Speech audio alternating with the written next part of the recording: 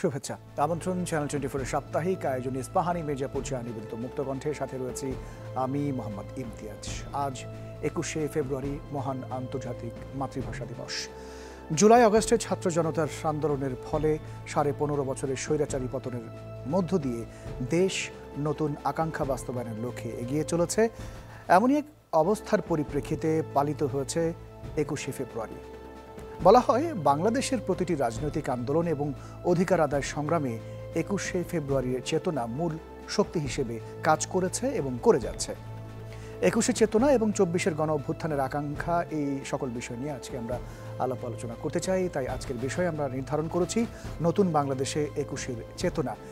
এই বিষয়টি নিয়ে আলাপ আলোচনা করবার জন্য আমাদের সাথে অতিথি যারা যুক্ত রয়েছেন তাদেরকে শুরুতেই পরিচয় করিয়ে দিতে চাই। আমার সাথে স্টুডিওতে রয়েছেন লেখক ও সাহিত্যিক মোজাফফর হোসেন এবং অনলাইনে যুক্ত আমাদের সাথে কিছুক্ষণের মধ্যে যুক্ত হবেন আশা করি রাঙামাটি বিএম ইনস্টিটিউটের বাংলা বিভাগের সহকারী অধ্যাপক আনন্দজ্যোতি চাকমা। আপনাদের জনাব মোজাফফর হোসেন, আপনাকে স্বাগত জানাচ্ছি এবং আমাদের অতিথি আরেকজন রয়েছেন অনলাইনে যুক্ত হবেন কিছুক্ষণের মধ্যে। আপনাকে দিয়ে আমরা শুরু করি। আমরা এই যে 21শের চেতনার কথা বলি এবং আমরা বলি যে মহান 21শে ফেব্রুয়ারি এবং এই চেতনায় আমরা বাংলাদেশকে বিনির্মাণ করব, যত আন্দোলনের কথা আমি বলেছি যে সবগুলো 21শে চেতনার পরিপ্রেক্ষিতেই আমরা ধারণ করি, বিশেষ করে 71-এর মহান মুক্তিযুদ্ধ। এই চেতনাটা বলতে আসলে কি বোঝাই আমরা? প্রথমে আমি 52-এর সেই ভাষা সংগ্রামী, ভাষা শহীদ এবং প্রত্যক্ষ পরোক্ষভাবে জড়িত এই সংগ্রামের সঙ্গে যারা ছিলেন তাদের স্মৃতির প্রতি শ্রদ্ধা জানাই এবং আমাদের সঙ্গে যারা আছেন আপনাকেও অমর 21শে শুভেচ্ছা জানাই। আপনাকেও। চমৎকার একটি প্রশ্ন যে আসলে এই চেতনাটা কি, আমরা আমাদের যখন নতুন প্রজন্ম বা বিশেষ করে আমি আমার সন্তানের সঙ্গে যখন কথা বলি তাদেরকে কি বলি, চেতনা বলতে আমরা কি বোঝাতে চাই। দেখুন যে আমরা সবসময় একটা কথা অনুধাবন করি যে মাতৃভাষার সেই ভাষা যা দিয়ে আমরা চিন্তা করি, আমাদের হৃদয়ের যে কথাগুলো সেই কথাগুলো আমরা বলি। এটা রবীন্দ্রনাথের কথা এবং আরও চমৎকার করে বলেছিলেন মাইকেল মধুসূদন দত্ত যে মাতৃভাষার মধ্য দিয়ে আমরা আমাদের ভাবনা, চিন্তা ভাবনা, একটা হচ্ছে হৃদয়ের কথা, সেটি আবেগের কথা, আর একটি হচ্ছে ইন্টেলেকচুয়াল যে জায়গা বলি, বুদ্ধিভিত্তিক যে জায়গা, সেটি হলো চিন্তা ভাবনা করা। এই দুটো খুব দারুণ একটি জাতির বিকাশে, মনন যদি বলি সেই মনন চর্চার বিকাশে। একটা জাতির ভাষা চর্চার অধিকার যখন ক্ষুণ্ণ হয় তখন কিন্তু তার সাংস্কৃতিক যে বহুত্ববাদ বা সাংস্কৃতিক যে অভিব্যক্তি সেগুলো কিন্তু আপনারা জানেন যে আমরা জানি যে সেটি কিন্তু বিকাশ পরিপূর্ণভাবে হয় না। তো 21শের চেতনা সেই চেতনা আমি যেটা অনুধাবন করি যে 1951-52 সাল পরবর্তী থেকে আমরা প্রায় অনেকটা সময় তো পার হয়ে এসেছি, আমরা 70 বছর পার হয়ে এসেছি ভাষা আন্দোলনের ধরুন। তো তার মানে একটা বৃহৎ পরিসরের একটা ব্যাপক সময় আমরা পার হয়ে এসেছি। এখন আমাদের কাছে কিভাবে ধরা দিচ্ছে, আমি এই প্রজন্ম যে আমি 71 দেখিনি, 52 দেখিনি, কিন্তু তার মানে আমরা তো সেই চেতনার একটা ফসল। তো আমার কাছে মনে হয় যে এটা হচ্ছে আমাদের যে অভিব্যক্তি প্রকাশের যে আকাঙ্ক্ষা, সেই আকাঙ্ক্ষার অবাধ স্বাধীনতা 21শের চেতনা। কারণ ভাষা একটা ব্যাপার, আরেকটি ব্যাপার হলো ভাষার মধ্যে দিয়ে আমি কী বলতে চাই, এক্সপ্রেশন ইংরেজিতে, যার আমি অভিব্যক্তি বলতে চাই বাংলায়, সেই প্রকাশটার একটি অধিকার কিন্তু রাষ্ট্র দেবে, সমাজ দেবে। এবং যখন দেবে না তখন মানুষ কি করবে তার কিন্তু আমরা প্রকাশ দেখেছি 1952 সালের সেই আন্দোলনে। ফলে মাতৃভাষা চর্চার অধিকার জাতিগতভাবে, জন্মগতভাবে এবং প্রকৃতিগতভাবে প্রত্যেকের আছে।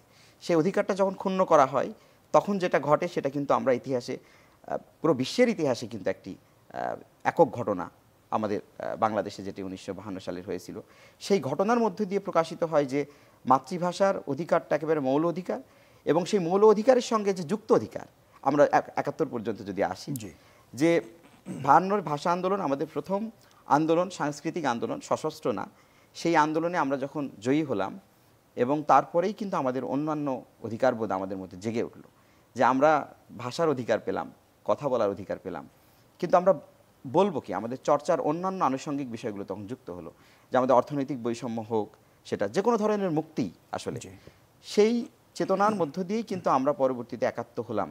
ভাষা আন্দোলনের ভিত্তি যদি আমি বলি, আমি আর সবসময় বলি যে এটা একটি যদি বৃক্ষ হয় বাংলাদেশটি, যে দেশের বয়স আমরা জানি যে 71 থেকে আজকে 24, প্রায় 53 বছর বা 54 বছর যে পার হয়ে এসছে, সেই দেশের উপরের যে অংশটা আমরা দেখি সেই দেশটা নানান রকম ঘাত প্রতিঘাতের মধ্য দিয়ে দাঁড়িয়ে আছে, কিন্তু যে শিকড়টা ভিতরে আছে সেই শিকড়টা কিন্তু 52।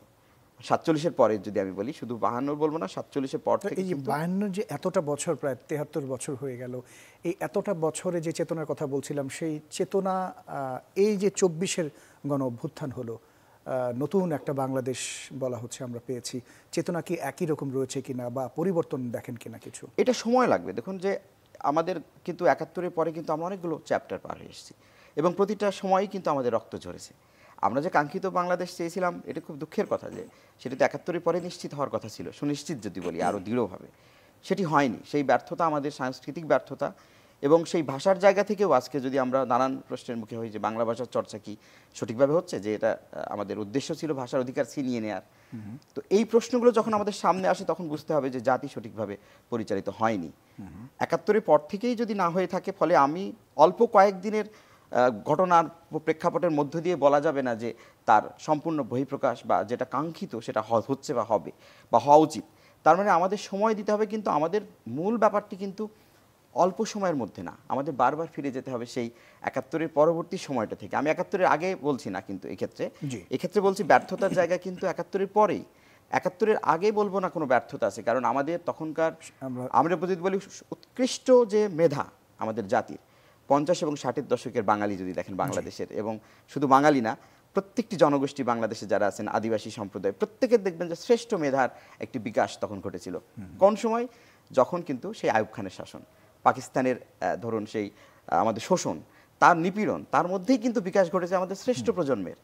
তাহলে আমাদের ব্যর্থতা তো সেই প্রজন্মের না, সেই প্রজন্ম চরমভাবে সফল। তারা সংগ্রামের মধ্য দিয়ে একদিকে তারা অস্ত্র তুলে নিয়েছেন কলম, আর একদিকে তারা অস্ত্র তুলে নিয়েছেন সেটি যে কোনো ধরনের সশস্ত্র অস্ত্রে, যেটা হয় যুদ্ধের ক্ষেত্রে। তারা আমাদেরকে একটি চমৎকার বাংলাদেশ দিলেন এবং 71-এর পরে এসে আমরা দেখি প্রতি মুহূর্তেই সেই বৈষম্যের কথা বলি, সেই ভাষা চর্চার কথা বলি, সংস্কৃতি চর্চার কথা বলি, মুক্ত মত যদি কথা বলি, প্রত্যেকটা জায়গায় আমাদের ব্যাহত হয়েছে। আমাদের 90-এর গণ আন্দোলনের কথা বলবেন না, তো প্রত্যেকটা জায়গায় কিন্তু। তো সেই জন্য আমার মনে হয় যে এই জায়গাগুলো অ্যাড্রেস করতে হবে যদি আমরা এখন সফল হতে চাই, নতুন প্রজন্মকে আমাদের সঠিক পথে আনতে চাই, তাহলে তাদেরকে পেছনে নিতে হবে। সামনে যাওয়াটার জন্য সবসময় কিন্তু আমাদের মতো যাদের শিকড়টাকে এবং আমাদের মতো সমৃদ্ধ যাদের ইতিহাস, সংগ্রামের ইতিহাস, তাদের তো সামনে যেতে গেলে অবশ্যই পেছনে যেতে হবে, পেছনকে অবশ্যই স্মরণ করতে হবে। তো আমি বারবার বলি 71 কিন্তু আমাদেরকে সেই শক্তি দেয়, কারণ 71 তো এমন একটা জায়গা যে ভাষা আন্দোলন থেকে 71, যেখানে সমস্ত মানুষ এক হয়েছিল, নারী পুরুষ ধরুন, হিন্দু মুসলিম বৌদ্ধ খ্রিস্টান থেকে সকল মানুষ ছিলেন। তার মানে আমরা এখন বাংলাদেশ গড়তে গেলে কিন্তু সকল মানুষকে এক হতে হবে। কোনো একটা মানুষকে, কোনো একটা পক্ষকে যদি আমরা আলাদা করতে চাই, তাহলে কিন্তু আমি যে সুস্থ বাংলাদেশ বলছি, সেই বাংলাদেশটি, কাঙ্ক্ষিত বাংলাদেশটি আমরা পাবো। সেই লক্ষ্যেই এই যে 24-এর কথা আমরা বলছিলাম, 24-এর যে গণ অভ্যুত্থান, নয়া বাংলাদেশ, নতুন একটা বাংলাদেশ এসছে। এই বাংলাদেশে তো একই রকমভাবে কোনো রাজনৈতিক কোনো ভেদাভেদ ছিল না, এখানে সবাই ধর্ম বর্ণ নির্বিশেষেই কিন্তু সবাই অংশগ্রহণ করেছিলেন। এই যে নতুন বাংলাদেশে নতুন বইমেলাও শুরু হয়েছে প্রথমবার, এবং প্রথমবারের মতো এবারের মহান 21শে ফেব্রুয়ারি পালিত হলো। তো সব কিছু মিলে বই, আপনি যেহেতু লেখক এবং সাহিত্যিক, একটু বইমেলার জায়গাটা যদি যাই, কোনো নতুনত্ব দেখতে পাচ্ছেন কিনা, এবং যে গণ অভ্যুত্থানের কোনো প্রভাব আপনি বইমেলা দেখছেন কিনা? এটা প্রথম কথা বললাম যে এটা খুব আর্লি এটা কমেন্ট করার জন্য। আর বইমেলা যেটা একটা ব্যাপার থাকে যে বইমেলা কিন্তু সামগ্রিক চিত্রের বাইরে না বাংলাদেশের, নিশ্চয়ই না। তো এই মুহূর্তে আমাদের অনেক জায়গাগুলোতে তো কাজ করার সুযোগ আছে। মানে আপনি দেখবেন যে সারা দেশের কোথাও কোথাও এই যে নিরাপত্তাহীনতাও তৈরি হচ্ছে, যে আমাদের এক ধরনের সমষ্টিক ব্যর্থতার কথা বলবো, মানবিক ব্যর্থতার কথা বলবো। কারণ কয়েকদিন আগেও আপনি দেখছেন রাতে বাসে যে ঘটনাটি ঘটলো, সেটা শুধু আমি আইন শৃঙ্খলা বাহিনীর কথাও বলি না, আমি বলি মানবিক ব্যর্থতা।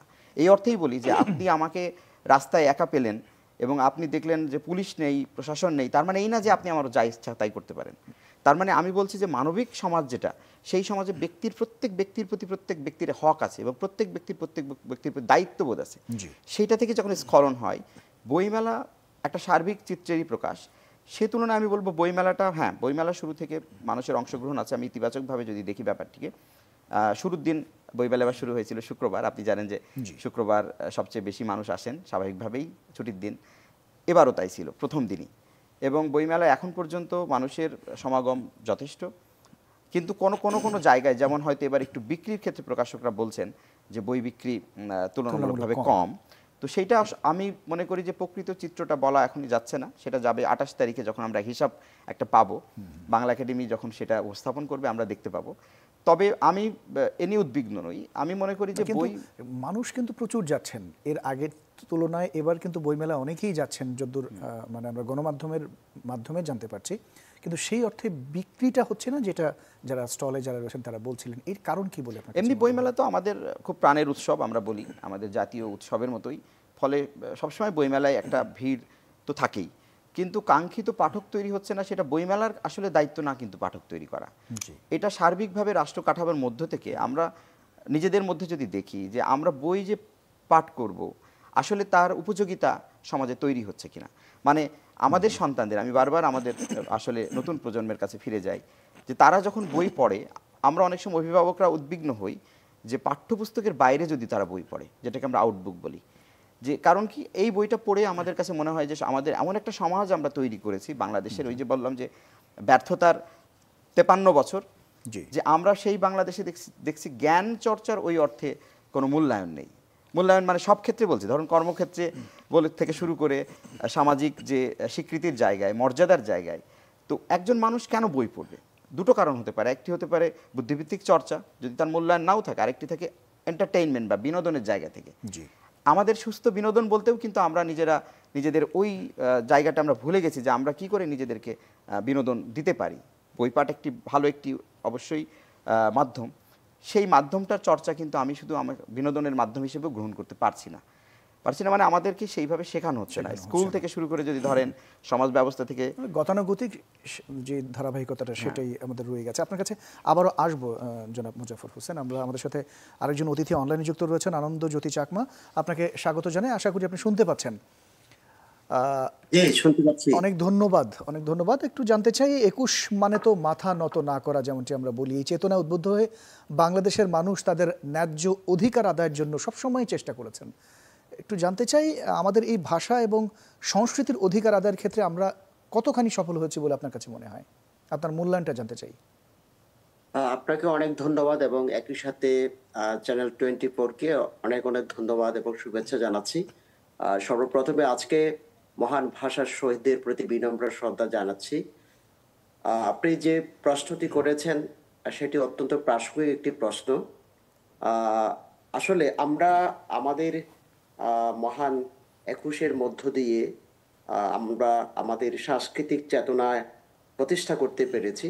আমরা আমরা এই স্বাধীনতার এত বছর পরেও আমরা চিন্তা করি যে আমাদের ভাষাগত যে অধিকার, আমাদের সাংস্কৃতিক যে অধিকার, এই সাংস্কৃতিক অধিকার অর্জনের ক্ষেত্রে সত্যিকার অর্থে আমাদেরকে অনেক বন্ধুর পথ পাড়ি দিতে হয়েছে যেমনি, ঠিক একই সাথে আমাদের কিন্তু অনেক অর্জন রয়েছে।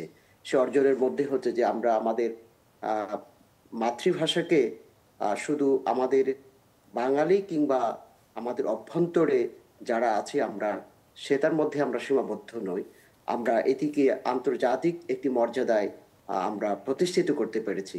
এটা আমাদের আসলে দীর্ঘ বছরের অনেক সংগ্রাম, অনেক ত্যাগ এবং আমাদের ভাষার প্রতি মানুষের যে মমত্ববোধ, সে জায়গা থেকে কিন্তু প্রতিটি মানুষ লড়াই করেছে, সংগ্রাম করেছে এবং আমরা এই অনেক বছর পেরিয়ে আমাদের এই বাংলা ভাষাকে একটি আন্তর্জাতিক মর্যাদার আসনে আমরা প্রতিষ্ঠিত করতে পেরেছি। জি, অনেক অনেক ধন্যবাদ। আরেকটি বিষয়টা জানতে চাই, সাঁওতাল, চাকমা এবং মারমা বা গারো, ত্রিপুরা, যে ভাষাগুলোর আপনাদের 5টি গোষ্ঠী ছাড়া প্রায় 14টি ভাষাই বিলুপ্তির পথে এখন পর্যন্ত, যদ্দূর আমার কাছে যদ্দূর জানা রয়েছে। ভাষার জন্য এই যে রক্ত দিয়েছে আমরা 1952-এর ভাষা আন্দোলনে, এটা ইতিহাস তো গোটা বিশ্বের বুকে বিরল। বাংলাদেশী একমাত্র দেশ যেখানে ভাষার জন্য শহীদ হয়েছেন সালাম, রফিক, বরকত, জব্বার, আরও নাম না জানা অনেকেই। তো কিন্তু এই যে ভাষাগুলো, সেগুলো আমরা কেন রক্ষা করতে পারছি না? হ্যাঁ, আসলে আমাদের আমাদের বাংলাদেশটা হচ্ছে বহু জাতির, বহু ধর্মের, বহু সংস্কৃতির একটি বর্ণিল সমারোহের একটি দেশ। এখানে জাতিগত বৈচিত্র্যতা যেমন রয়েছে, আমাদের সাংস্কৃতিক বৈচিত্র্যতা রয়েছে, আমাদের ভাষার বৈচিত্র্যতা রয়েছে, আমাদের ধর্মীয় সংস্কৃতির বৈচিত্র্যতা রয়েছে। আমি একটি বিষয় বলবো যে আসলে দীর্ঘ বছর ধরে আহ, বাংলাদেশের অভ্যন্তরে যে ভাষাতাত্ত্বিক নৃগোষ্ঠীগুলো রয়েছে সেগুলোর ভাষা সংরক্ষণের খুব একটা বেশি উদ্যোগ আমরা দেখিনি। একটি ঐতিহাসিক প্রেক্ষাপট যদি আমি বলি সেটা হলো যে 1997 সালে আমরা বাংলাদেশ সরকারের সাথে একটি চুক্তি হয়েছে, সেটি হচ্ছে যে পার্বত্য চট্টগ্রাম চুক্তি, যেটিকে আমরা শান্তি চুক্তি নামে আখ্যায়িত করে থাকি, সবাই জানি।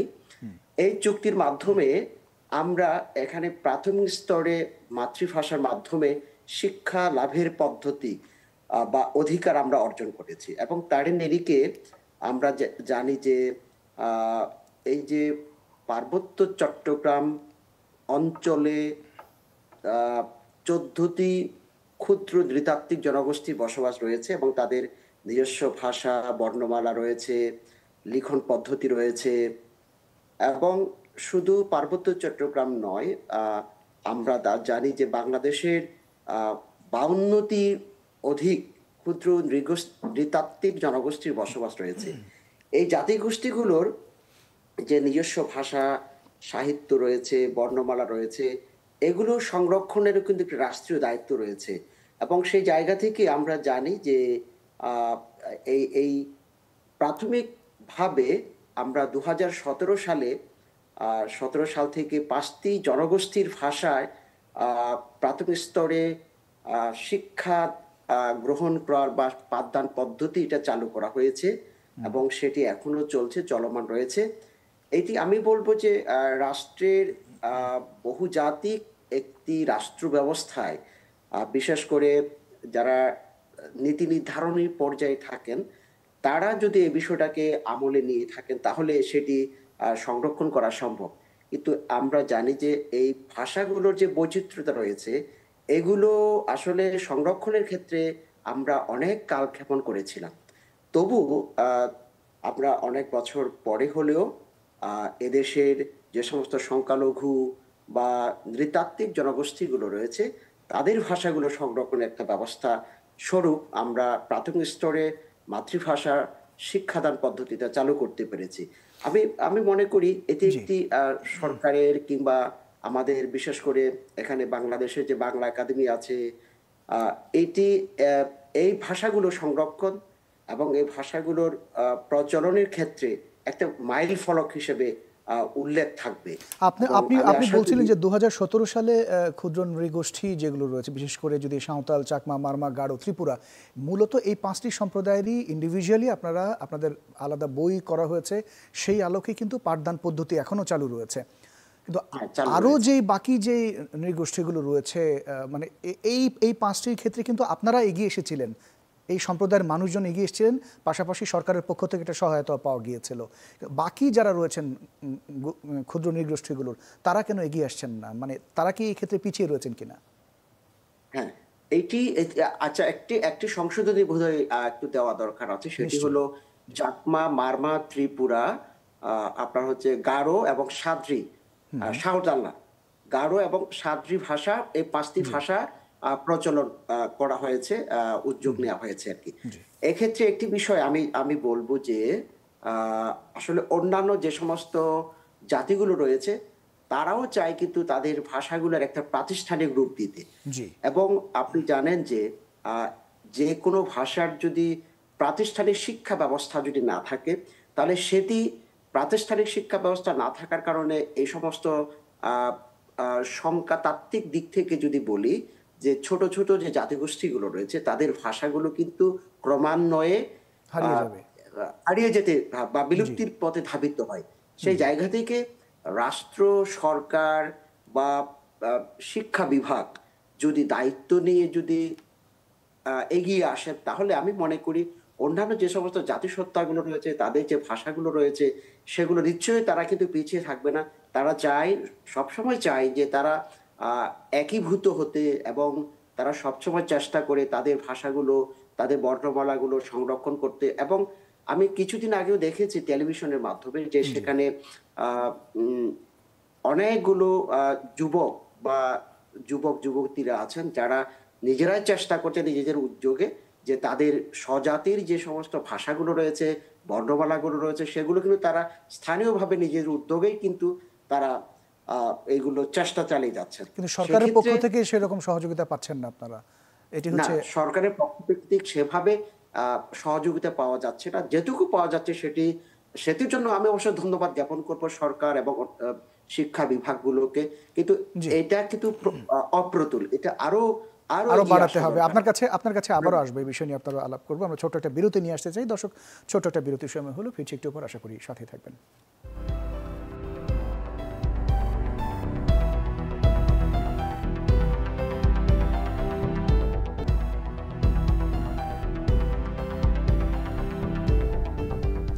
বিরতির পর আরও একবার স্বাগত। ইস্পাহানি মির্জাপুর চা নিবেদিত মুক্ত কণ্ঠের সাথে রয়েছি আমি মোহাম্মদ ইমতিয়াজ। আমাদের সাথে যুক্ত রয়েছেন লেখক ও সাহিত্যিক মুজাফর হোসেন, এবং অনলাইনে রয়েছেন রাঙামাটি বিএম ইনস্টিটিউটের বাংলা বিভাগের সহকারী অধ্যাপক আনন্দজ্যোতি চাকমা। আপনাদের দুজনকে আরও একবার স্বাগত জানাচ্ছি। জনাব মুজাফর হোসেন, আপনার কাছে একটু আসি। এবারে বইমেলায় নীতিমালা সহ বেশ কিছু আমরা পরিবর্তন দেখতে পেয়েছি, এবং সাহিত্যের কোনো মান বেঁধে দেওয়ার কোনো সুযোগ রয়েছে কিনা আসলে একটু জানতে চাই, যেহেতু এতগুলো পরিবর্তন এনেছে, এবং এটার মান নিয়ন্ত্রণ করা কি আসলে ওয়াইজ হবে কিনা বা উচিত হবে কিনা। হ্যাঁ, এই ধরনের একটি বিতর্ক যাই বলি মেলার আগ দিয়েই শুরু হয়েছিল, যে প্রতি বছরই আমরা দেখি যে এই ধরনের কথা উত্থাপিত হয়, যে যে পাঠ্যপুস্তক মানে বইগুলো প্রকাশিত হয়, ধরুন 3 থেকে 4 হাজার তো বই প্রকাশিত হয়। তো দেখা যায় যে এই প্রশ্নগুলো আসে যে বইগুলো মানসম্মত কিনা, বা নানান রকম বিষয়ভিত্তিক আলোচনা হয়। তো এটা কখনোই, আমার ব্যক্তিগতভাবে আমি একজন লেখক, তো এটা কখনোই চাইবো না কোনো একটি পক্ষ, সেটাই যে ধরনের নিয়ন্ত্রণ সংস্থাই হোক না কেন, সরকারি তো বটেই হবে হলে, এটি কখনোই কাঙ্ক্ষিত নয়। কারণ লেখকদের স্বাধীনতা থাকতে হবে। একটি জাতির বিকাশে অনেক সময় অপ্রীতিকর কথা যদি রাষ্ট্রের জন্য মনেও হয়, তাহলেও সেই কথাগুলো বলতে দিতে হবে, কারণ তার মধ্যে দিয়েই হয়তো ভবিষ্যৎ প্রীতি বলা তো যায় না। কারণ আপনি দেখবেন যদি এই নিয়ন্ত্রণ আমরা মেনে নিতাম, আমরা আবারও 52-এর চেতনায় যাচ্ছি, যদি ভাষা আন্দোলন নিয়ে তাদের যে নিয়ন্ত্রণ ব্যবস্থা আমাদের আরোপ করা হয়েছিল, আমরা যদি মেনে নিতাম, তাহলে কিন্তু আমাদের ভাষা স্বাধীনতা আমরা অর্জন করতাম না। তার মানে লেখকরা কিন্তু অনেক সময়, যদিও রাষ্ট্র কাঠামো মনে করে যে এই সময় রাষ্ট্রবিরোধী কথা, কিন্তু দেখা যায় যে লেখকরা অনেক সত্য কথা বলেন এবং রাষ্ট্রের গঠনমূলক সমালোচনা করেন। ফলে এই স্পেসটা, এই জায়গাটা কিন্তু আমাদের রাখতে হবে। শুধু রাখতে হবে না, এটা লেখকরা নৈতিকভাবে, আমি মনে করি সাংবিধানিকভাবেও তাদের অধিকার আছে চর্চার। ফলে এটা না, বরঞ্চ আপনি যেটা বলছেন সেটার ইঙ্গিতটা অন্য, সেটা খুব যৌক্তিক, যে মানসম্মত বই প্রকাশ, এটা প্রকাশকরা করতে পারেন, সরকারিভাবে না। একটা প্রকাশনা সংস্থা যখন তারা পাণ্ডুলিপিগুলো বাছাই করেন, সেখান থেকে তাদের উচিত যে তারা যেন মননশীল সৃজনশীল বইয়ের ক্ষেত্রে একটু মান বাছাই করে বইগুলো প্রকাশ করেন। এইবারে যে নীতিমালাগুলো করা হয়েছে, সেখানে কি এই ধরনের কিছু করা হচ্ছে কিনা? এটা আমার মনে হয় বাংলা একাডেমি সেই সুযোগটা নাই। বাংলা একাডেমি কিন্তু বইমেলার আয়োজন করে থাকে এবং আয়োজক প্রতিষ্ঠান, কিন্তু প্রকাশকের স্বাধীনতা আছে তারা কোন বইটি প্রকাশ মেলাতে তারা নিয়ে আসবে, লেখকেরও স্বাধীনতা আছে তারা কোন বইটি প্রকাশ করবে বা লিখবেন। তো সেই জায়গা থেকে বাংলা একাডেমির হস্তক্ষেপের সুযোগ নেই।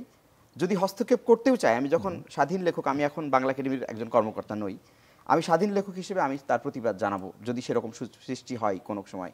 আমি মনে করি যে ব্যক্তিগত মত প্রকাশের স্বাধীনতা প্রত্যেকটা মানুষের থাকা উচিত, এবং তার জন্যই কিন্তু বারবার আমাদের এখানে রক্তক্ষয়ী যে সংগ্রামমূলক কথা বললেন, সেইগুলো কিন্তু মূলত যদি আমরা আসি একটা জায়গায়, সেটি কিন্তু আমাদের ফ্রিডম অফ এক্সপ্রেশনের জায়গা থেকে কিন্তু মুখ্যত। তো সেই জায়গাকে আমাদেরকে সংরক্ষণ করার জন্য সংগ্রাম করতে হবে, যে আমাদের স্বাধীনতার যেন অটুট থাকে। অনেক ধন্যবাদ। আজকে একটা অনুষ্ঠানে প্রধান উপদেষ্টা ডক্টর মোহাম্মদ ইউনূস বলেছেন, যে দেশের প্রযুক্তি পৃথিবীতে প্রাধান্য অর্জন করতে থাকবে, তার সঙ্গে সে দেশের ভাষাও প্রাধান্য অর্জন করতে থাকবে।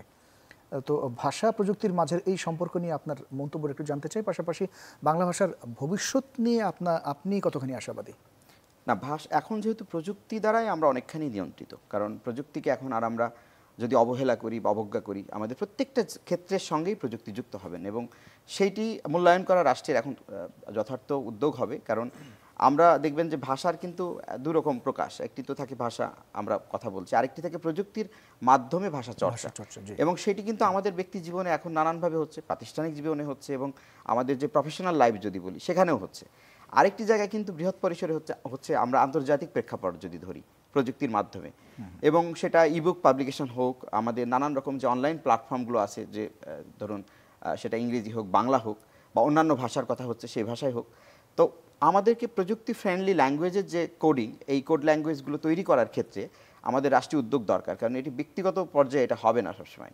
আপনি জানেন যে বাংলার খুব যৌক্তিক একটি প্রসঙ্গ আসলো, যে বাংলায় যখন আমরা এআই, এখন বর্তমানে যে আর্টিফিশিয়াল ইন্টেলিজেন্স কথা বলছি, আমরা কিন্তু এআই এর সাপোর্টটা ওই অর্থে নিতে পারি না, কারণ এআই কিন্তু বাংলা ল্যাঙ্গুয়েজের ক্ষেত্রে কিন্তু অতটা সমৃদ্ধ নয়। আবার অনুবাদের ক্ষেত্রে যদি আমরা আলোচনায় হয়তো আসবো, দেখা যাবে যে সেই ক্ষেত্রেও আমাদের যে গুগল ট্রান্সলেশন থেকে শুরু করে যে অন্যান্য যে মাধ্যমগুলো আছে, সেখানেও বাংলা কিন্তু খুব বেশি সমৃদ্ধ না। ফলে বাংলা কিন্তু পৃথিবীর যদি 7ম ভাষা হয়, কিন্তু যদি আমরা যদি এই ইউটিলিটির জায়গাগুলো বিবেচনা করি, তাহলে দেখব যে বাংলা কিন্তু অনেক পিছিয়ে আছে প্রযুক্তির জায়গা থেকে, আইটি ল্যাঙ্গুয়েজের জায়গা থেকে। তো আমার মনে হয় যে এই উদ্যোগটা রাষ্ট্রের নেওয়া উচিত সাংঘাতিকভাবেই। শুধু এআই প্রযুক্তি না, যদি আমি একটু যদি সাহিত্যের যদি আন্তর্জাতিকীকরণের জায়গাটাও যদি আমি বলি, সেই জায়গাও কি আমরা আসলে এগিয়েছি? 100 বছর আগে রবি ঠাকুর বলি বা নজরুলের যে আন্তর্জাতিকীকরণ সেই সময়টা হয়েছিল, এর পরবর্তীতে কিন্তু আমরা আর দেখিনি। বিশেষ করে রবি ঠাকুর যদি বাংলায় তিনি যে নোবেল পেয়েছেন, এরপরে কিন্তু আর এই ধরনের কোনো আন্তর্জাতিক কোনো আমাদের পুরস্কার, কোনো কিছু স্বীকৃতি কিন্তু নেই।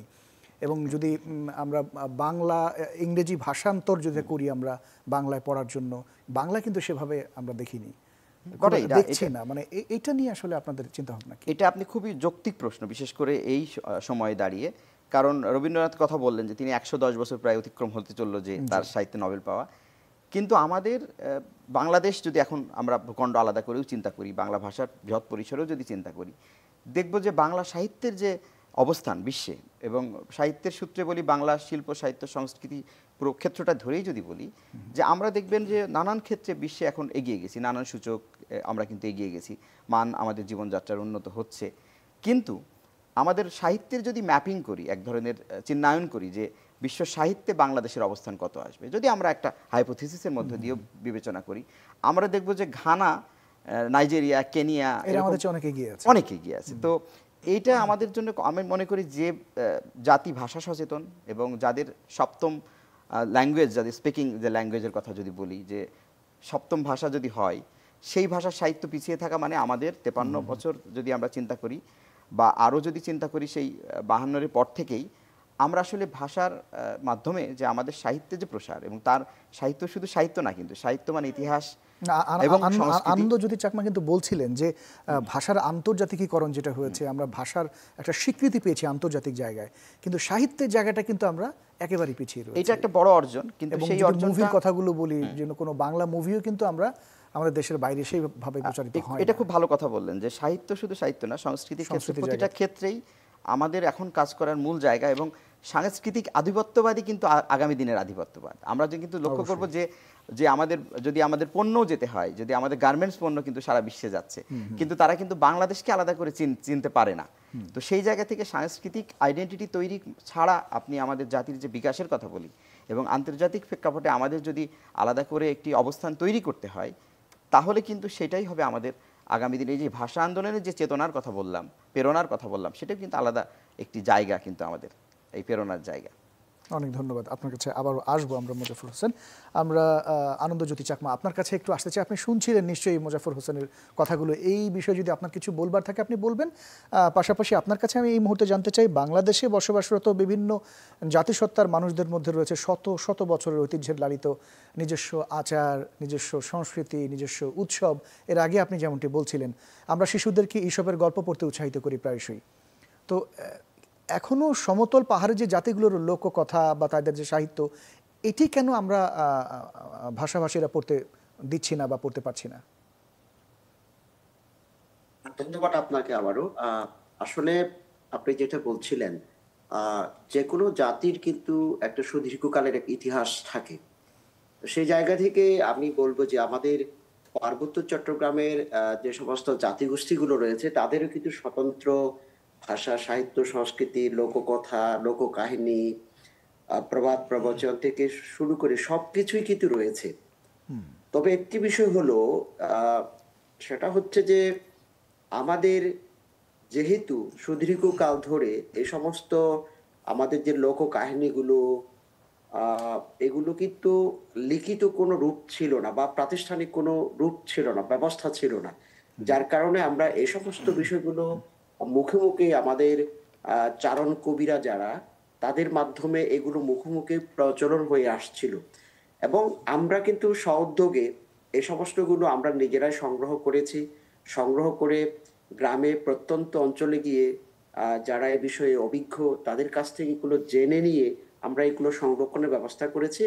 এবং আমাদের এখানে বিশেষ করে যে ক্ষুদ্র নৃগোষ্ঠী সাংস্কৃতিক ইনস্টিটিউট, এখানে আমাদের পাহাড়ি জনগোষ্ঠীগুলোর বিভিন্ন জাতিগোষ্ঠীগুলো যেগুলো রয়েছে, তাদের বিশেষ করে সাহিত্য এবং সাংস্কৃতিক যে উপাদানগুলো রয়েছে, সেগুলো মোটামুটি ভাবে সংরক্ষণের একটা ব্যবস্থা করা হয়েছে।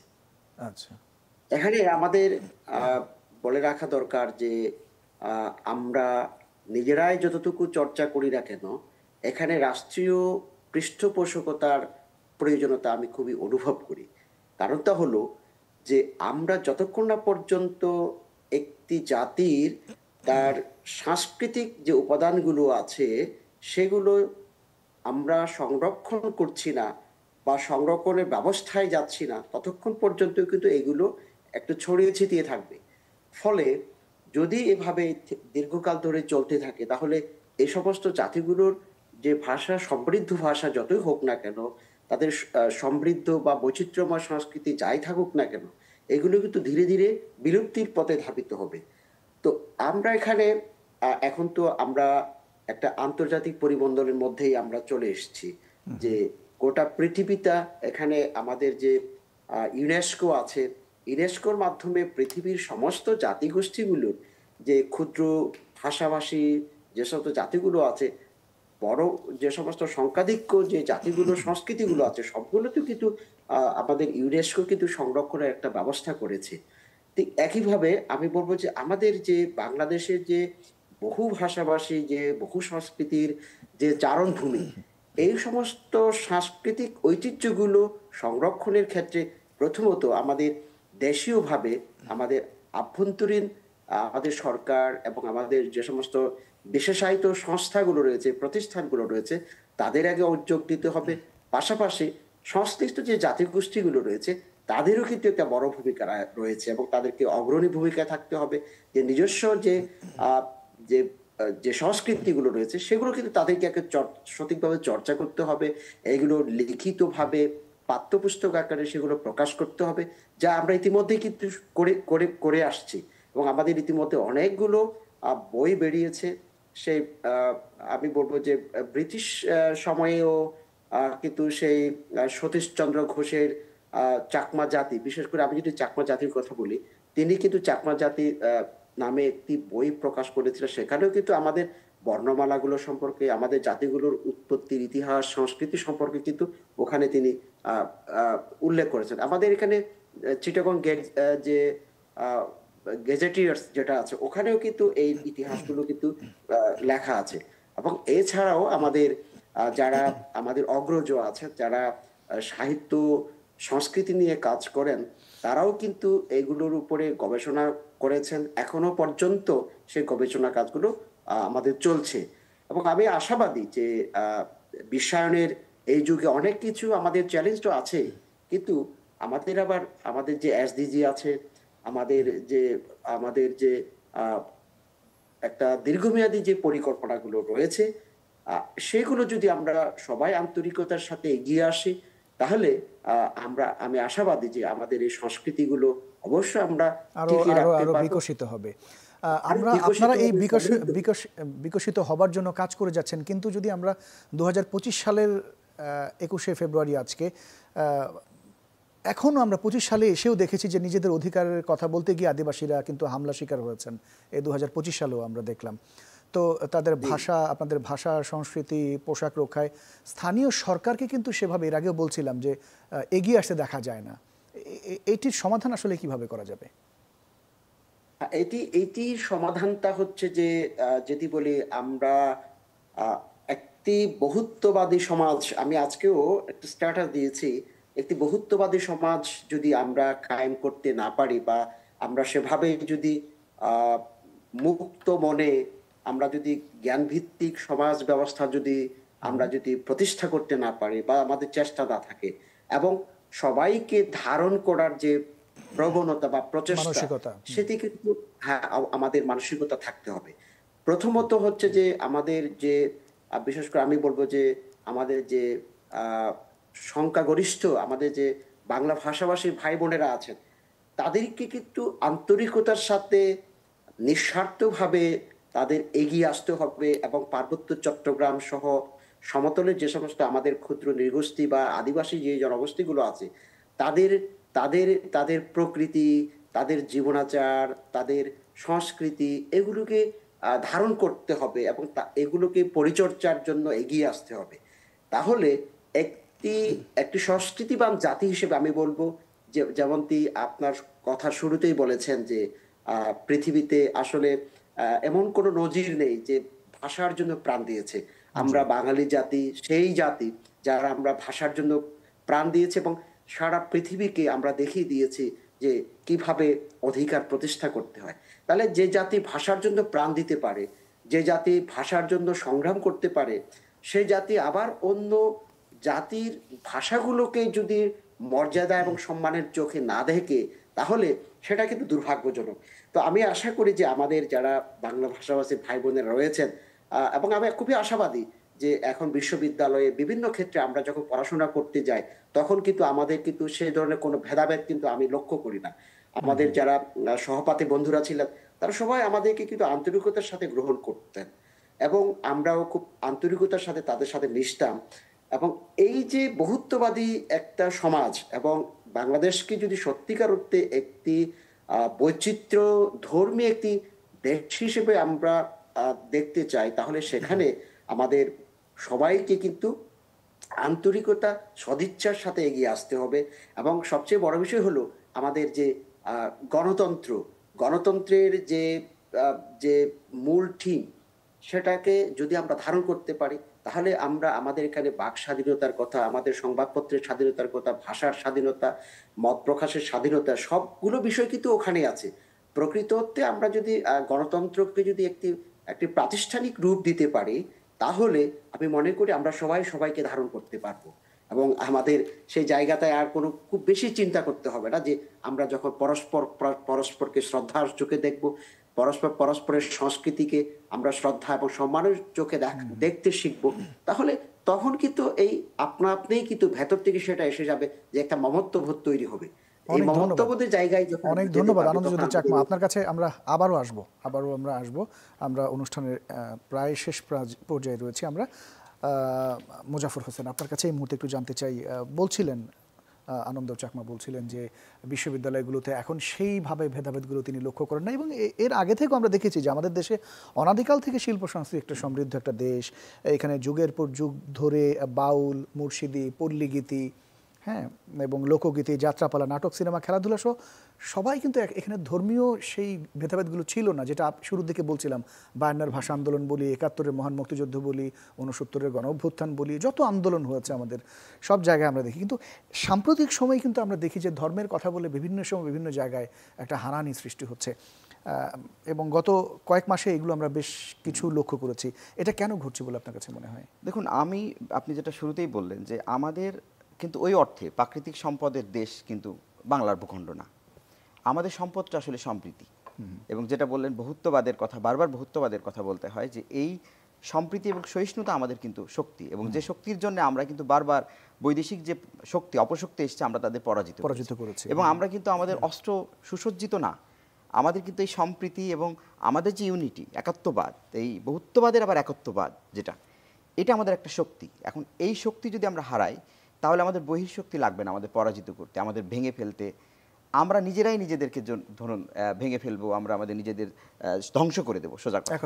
হ্যাঁ, তো তার মানে এইটা আমাদের, আমি বলবো, চূড়ান্তভাবে অনুভবের সময় এখন। কারণ বিশ্ব এখন বিভক্ত এবং বিশ্ব বিভক্তির রাজনীতি করে। বিশ্ব চাই, গোটা বিশ্বই চাই যে আপনার দেশের মধ্যে হানাহানি হবে এবং আপনারা নিজেরা ভাই ভাইকে, পাড়া প্রতিবেশীকে, সবাই ধরুন একটা আক্রোশের বিদ্বেষের সম্পর্ক তৈরি হবে। লাভ কিন্তু সেই বহিঃশক্তি।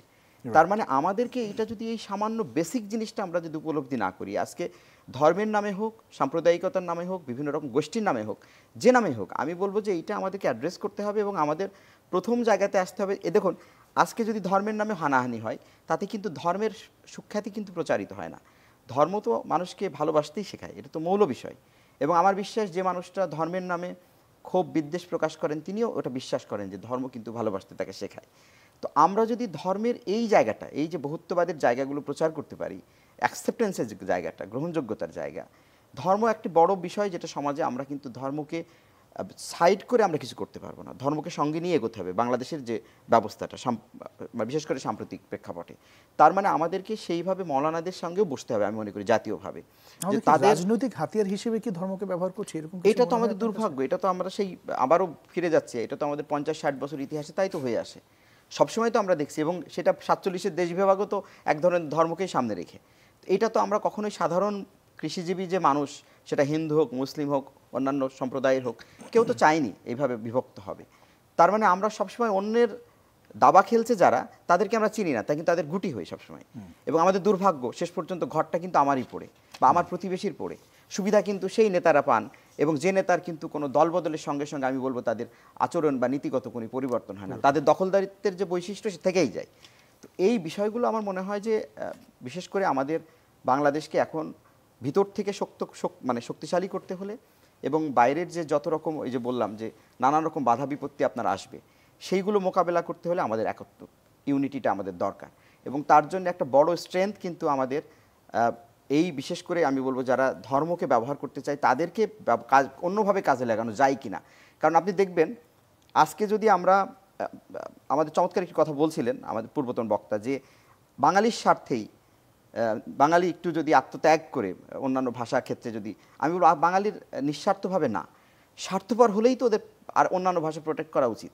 কারণ আপনি যদি এক সিঙ্গেল ল্যাঙ্গুয়েজ যদি আপনার দাঁড়ায়, একক ভাষা, একক ধর্মীয় জনগোষ্ঠী, আপনি পরে মারবেন কাকে? আমরা বিভিন্ন জাতিগোষ্ঠী দেখি, কিন্তু আজকে দেখবেন আফগানিস্তানে হামলা করে কোন শক্তি? অন্যান্য ধর্মের লোক তো না। পাকিস্তানে মারা যাচ্ছে মুসলিমের হাতে মুসলমান। তার মানে আমি বলছি মানুষের ভিতরের যে জিঘাংসা এটা থেকে যায়, এটাকে আপনি রোধ করতে পারবেন না। তো আমি মনে করি যে এই জন্যেই আমাদের আরও নিজেদের স্বার্থেই, আমি যদি বলি এবার কথাটা অন্যভাবে ঘোরায় বলতে চাই, যে বাঙালি যদি মনে করে তার বাঙালি যে আইডেন্টিটি এটা বিকশিত হোক, তাহলে অন্যান্য আইডেন্টিটিকে বিকশিত হতে দিতে হবে। মুসলমান যদি মনে করে তাই, অন্যান্য ধর্মের বিকাশ তাকে হতে দিতে হবে। একেবারেই শেষ প্রান্তে আছে, ছোট্ট করে যদি একটু বলেন যে 21শে বইমেলার এবার যে বিভিন্ন অনাকাঙ্ক্ষিত ঘটনাও আমরা খেয়াল করেছি বইমেলার জায়গায়, বিশেষ করে স্যানিটারি ন্যাপকিন বিক্রির বন্ধ নিয়ে একটা ঘটনা ঘটেছে, হুমকির মুখে ঢাকা মহানগর নাট্য উৎসব স্থগিত করা হলো, এবং চট্টগ্রামে বসন্ত বরণের মাঝপথে বাতিল করা হয়েছে, পাশাপাশি টাঙ্গাইলে লালন স্মরণ উৎসব স্থগিত করা হয়েছে। এই ঘটনাগুলো আপনি কিভাবে দেখছেন আসলে, ছোট্ট করে যদি বলেন? অনাকাঙ্ক্ষিত, নিশ্চিতভাবে অনাকাঙ্ক্ষিত। এবং এই ঘটনাগুলোর ফলে আমরা সবসময়, যখন আমি এখানেও কথা বলছি, আমাকে খুব সচেতনভাবে কথা বলতে হচ্ছে এখানেও। কারণ কি, আমরা এই যে আরোপ করে দেওয়া এবং এক ধরনের বলবো যে ধরুন সহিংসতার পথে, আমি সবসময় বলি ডায়লগ, ইন্টারফেথ ডায়লগ বলে একটা কথা আছে, যে আপনি দুজন দুই বিশ্বাসের মানুষ ডায়লগ কথা বলবে, কথা বলার মধ্য দিয়ে আরেকটি সিদ্ধান্তে পৌঁছাবে। সিদ্ধান্তে না পৌঁছালেও ক্ষতি নেই, সহিংস হওয়া যাবে না। এটা কারা করছে? আমরা সবসময় মনে করি বাংলাদেশের একটা বড় শক্তি, অপশক্তির হিসেবে কাজ করে কিন্তু উগ্র যারা আছেন, এটা ধর্মীয় উগ্র হতে পারেন, নানান রকম জায়গা থেকে উগ্রবাদের বহিঃপ্রকাশ ঘটতে পারে, রাজনৈতিকভাবে ঘটতে পারে। যে কোনো উগ্রতা আমাদের প্রতিহত করতে হবে, এবং যে কোনো উগ্রতার প্রথম ঢাল কিন্তু ধর্মই হয়, যেহেতু আমাদের ভারতবর্ষের ইতিহাসই তাই। তো আমার মনে হয় যে এই জায়গায় আমাদের সচেতন হতে হবে প্রত্যেকটা মানুষকে। এবং আমার বিশ্বাস, আমি কেন অন্যের ব্যবহারের জন্য সেটা হতে দিব, আমি যদি আসলে বিশ্বস্ত হতে চাই, বিশ্বাসী মানুষ হই, তাহলে আমাকে সতর্ক হতে হবে যে আমার বিশ্বাসটা যেন সুরক্ষিত থাকে, সেটা যেন কারো অস্ত্র না হয়ে ওঠে।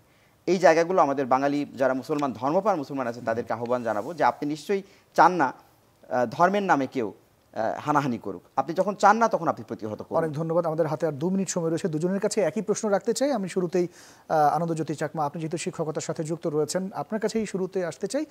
বাংলা মাধ্যমে উচ্চ শিক্ষা, বিশেষ করে মাতৃভাষার মাধ্যমে উচ্চ শিক্ষা আমরা কেন দিতে পারছি না? আপনার কাছে কি মনে হয়?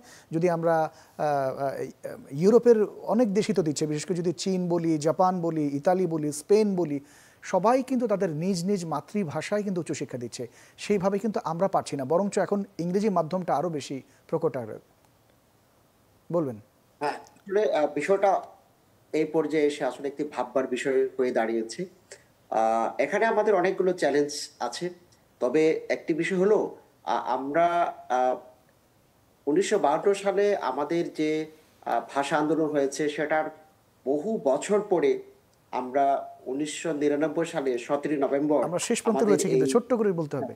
জি, এটিকে আমরা আন্তর্জাতিক মর্যাদা দিতে পেরেছি। এর পেছনে কিন্তু অনেক অনেক সংগ্রাম করতে হয়েছে, অনেক কূটনৈতিক তৎপরতা চালাতে হয়েছে।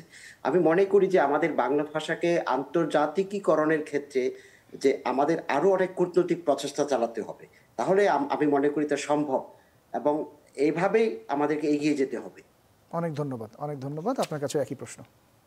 না, এটা যদি আমিও একমত যে আমাদেরকে বাংলা ভাষার আন্তর্জাতিকীকরণে কাজ করার জন্য উচ্চশিক্ষায় উচ্চশিক্ষার ভাষা যে মাধ্যমটা আমরা বলি সবসময়, মাতৃভাষা শিক্ষা ছাড়া কিন্তু শিক্ষা পরিপূর্ণ হয় না। এটাই খুব সত্য কথা, এটা নিয়ে আর প্রমাণ করার কোনো কথা নেই, প্রমাণিত সত্য।